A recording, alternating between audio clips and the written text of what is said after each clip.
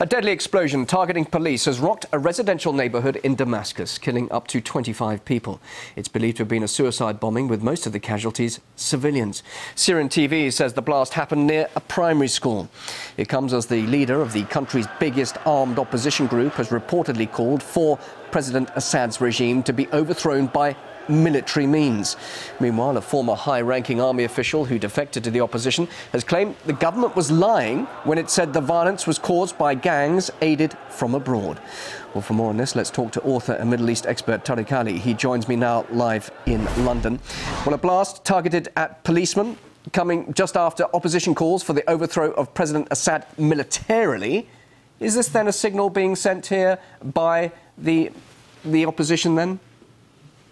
Well, it seems to be the case. I mean, some of the opposition are saying that the Assad regime organized this blast themselves, but I think it's unlikely. The fact is that the National Coordination Committee in Istanbul, which is being coordinated itself to a certain extent by NATO, is not in control of all the forces on the ground. So I think it's quite likely that the suicide bombing was carried out by an opposition force.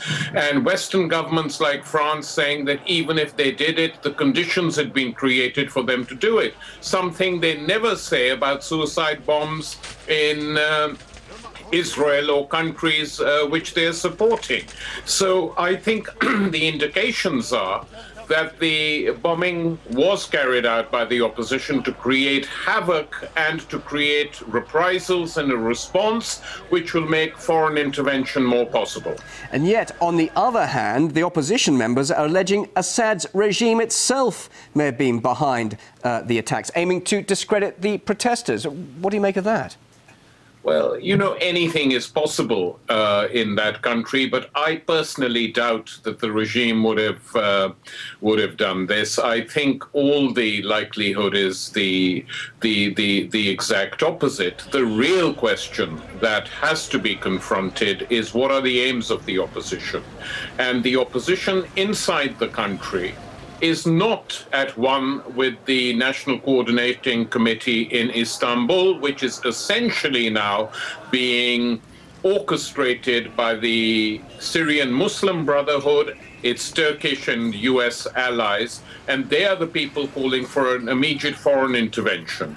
Whereas the Syrian National Council in Syria itself, which consists largely of progressive left-wing Kurdish parties, has not called for a foreign intervention and are essentially insisting that the struggle against the Assad regime continues within the country. There are other groups also in the opposition calling for a negotiated settlement to bring this regime to an end.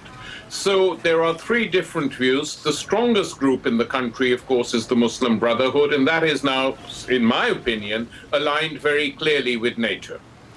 Well, the head of the Free Syrian Army has called for the withdrawal of the current Arab League's mission, the Arab League coming under a lot of criticism at the moment. French officials even saying that the observers aren't capable of doing their job properly. What do you think is behind that? I think what is behind that is that they don't want these observers to witness anything that their side is up to. I mean, I recall very well in Iraq attempts being made to get the inspectors out because they were coming up with reports that didn't justify war. And I think what is going on in relation to these Arab League commissioners, who probably are not the most efficient people in the world, is a similar thing. Get them out so they can't see what we're about to do. Does that therefore imply, really, that the opposition groups aren't really interested in a peaceful conclusion to this and would pursue the military option at all costs?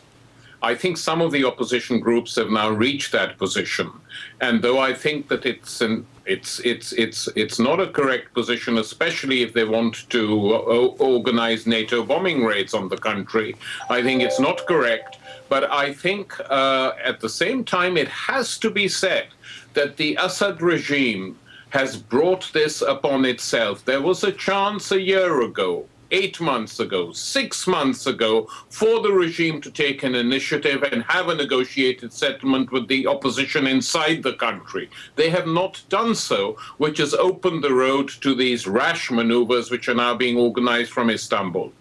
Author and Middle East expert Tariq Ali, thank you very much for your time joining us live there in London. Thank you.